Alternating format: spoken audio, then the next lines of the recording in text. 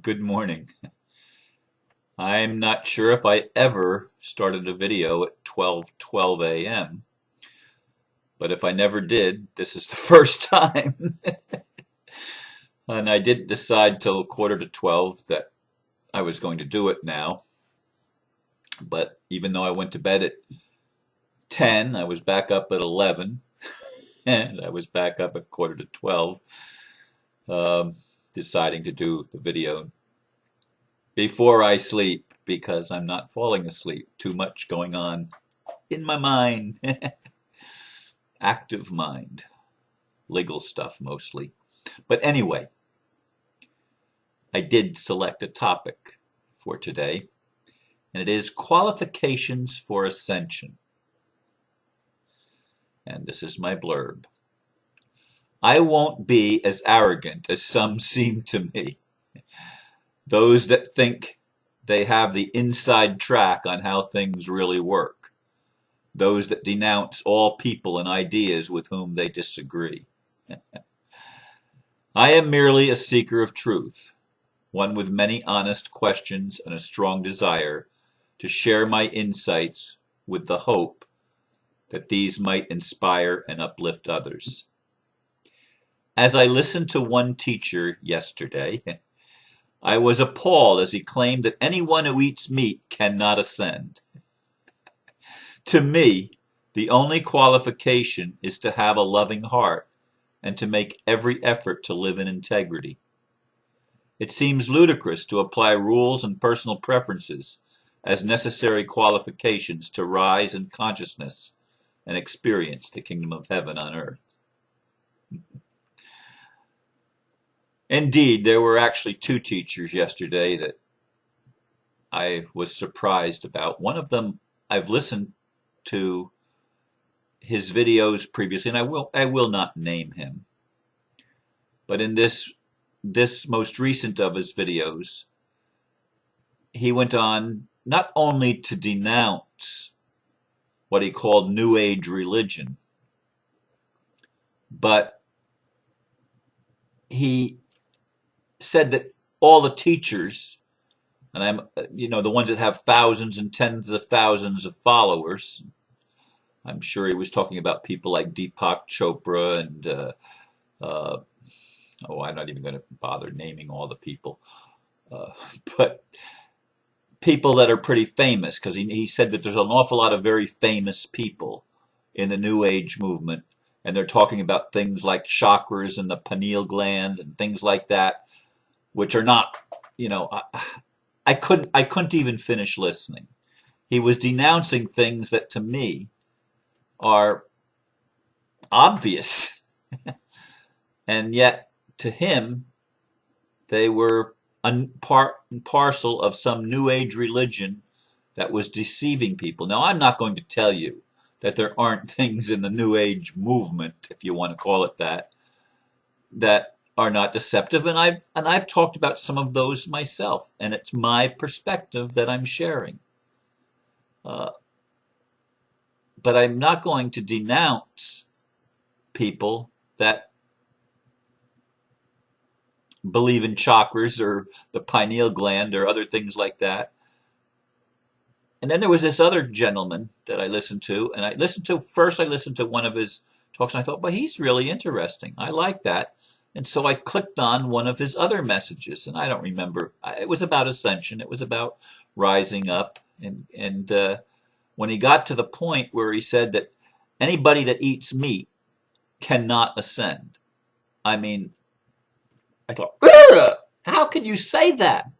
How can you make your personal preference a qualification for rising in consciousness and raising your frequency to a higher vibratory level, which is the whole universe pulling us in that direction and trying to uplift us if we will but respond to the love and to the calling, if you will, of Great Spirit or the Creator or whatever you want to term the divine, God. If we respond in love, we have ascended. That is the higher, love is the higher frequency. Love is the mastery. when we get to the place where we can love one another as we have been loved, as much unconditionally as possible, even those that are perceived enemies. If we can get to that point, we've raised our vibration. It has nothing to do with what we eat or drink or what we do or don't do or what we believe or don't believe. It has nothing to do with any of those things. And when this extra packaging is added on to the qualifications, I think that's very misleading and not very wise of people to do. But I understand we all want to think that our perception is the right one, don't we? I mean, be honest. Don't you want to think that what you believe and what you think is important is really important? I know I do. That's how I've been most of my life. But I've lived long enough to know that some of the things that I used to think were so important, somehow they aren't as important anymore. Somehow they've lost their glamour for me. They've lost their attraction. And they're just, I realize, hey, that was just a phase that I was going through. And I went through the vegetarian phase. I've talked about that before. I was really appalled when I read Diet for a New America and realized how the animals are treated in our so-called food industry. In fact, the whole food industry itself in the world is appalling to me. And some of the genetically modified stuff that they put in they make the vegetables genetically modified, and they probably are genetically modifying animals too. I mean, they're messing and playing God, and I don't like that, and I don't think it's good for us, especially when they have profit motives involved, and they're trying to control and they're trying to manipulate in order to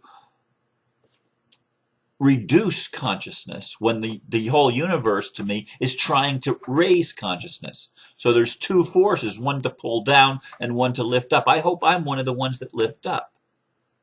But anyway, I was appalled when I read Diet for a New America, and I became a vegetarian. I did not buy or consume meat unless I was at somebody's house and they had meat, in order not to offend them. If it was something that I liked, I would eat it. If it was the liver and something that I didn't like, you better believe I wasn't going to touch it. I don't care how polite I needed to be. I'm not going to eat something that I don't like to please somebody else. But if it was, a pork chops or a steak or chicken or something like that, I would eat it. But I realized I wasn't enjoying my food. But I'm not going to put my preference for what I eat or don't eat on anybody else. It has nothing to do with anybody's spirituality. It has nothing to do with whether or not someone is loving or someone is honest or someone is in integrity. It has nothing to do with that. Nothing. And I'm amazed at how easy it is still for people to try to push their particular narrow viewpoint on everybody else.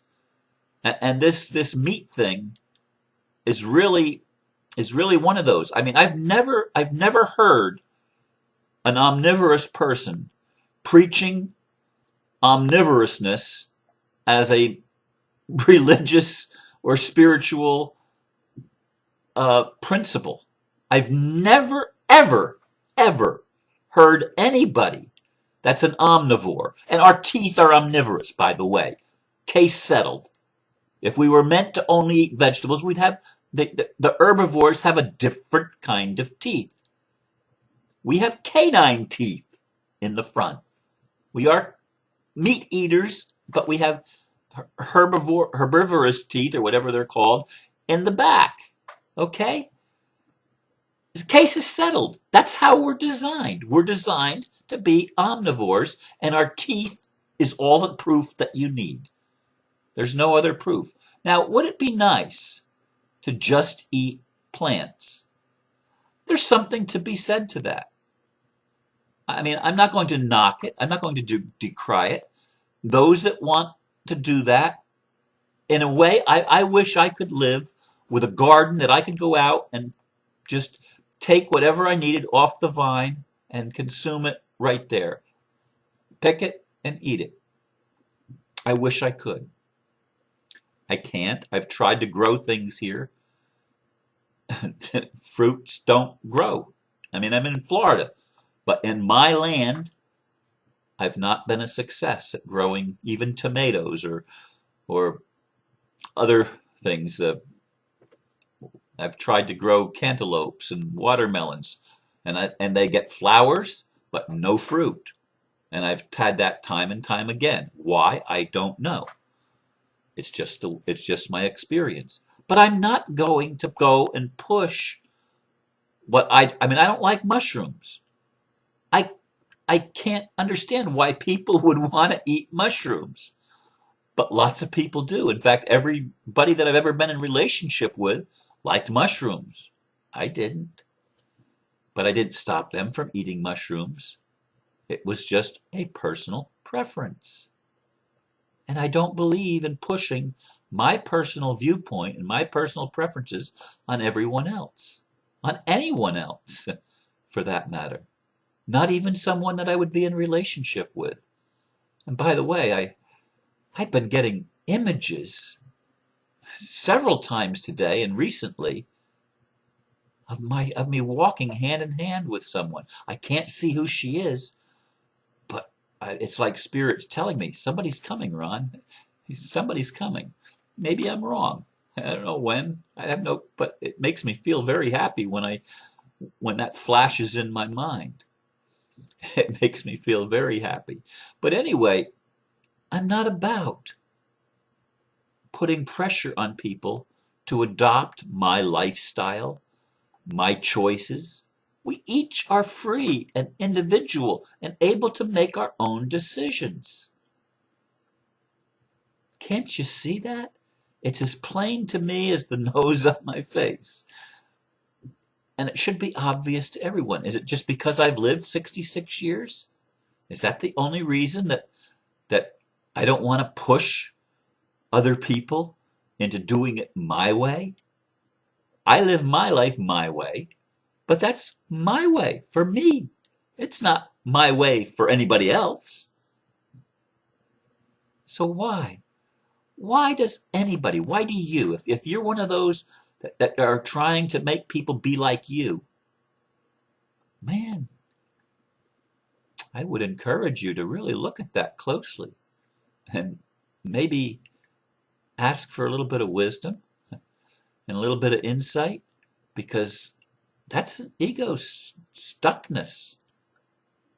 That's not gonna that's not gonna work. That's what's been and created the polarization. It's been the problem.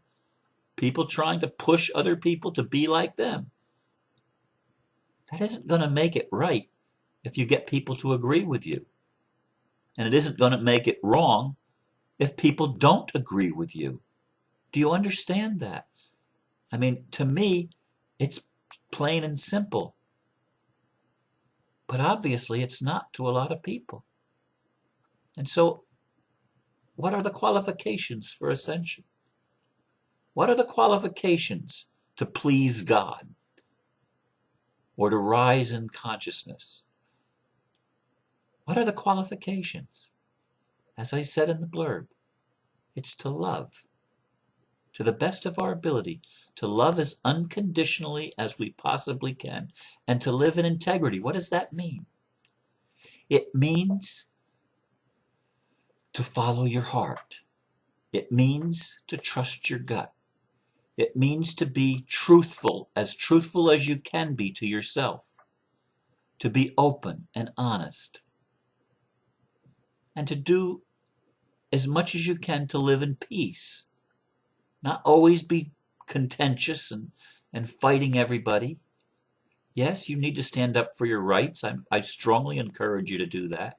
It's not about surrendering your rights and laying down meekly and letting other people control you. That's not integrity at all. That's the opposite of integrity, in fact. But if you do the best you can, and you have an honest heart, and clean hands, and you're not doing things that hurt other people.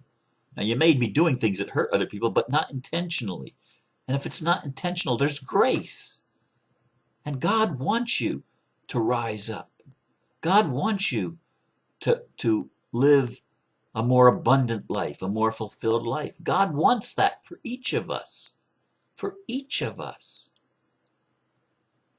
So anyway, if somebody's trying to lay a trip on you and telling you you've got to be like them and you've got to follow their rules in order to please God, they're lying to you, pure and simple. They may be totally convinced that what they're saying is the truth, but it's not the truth.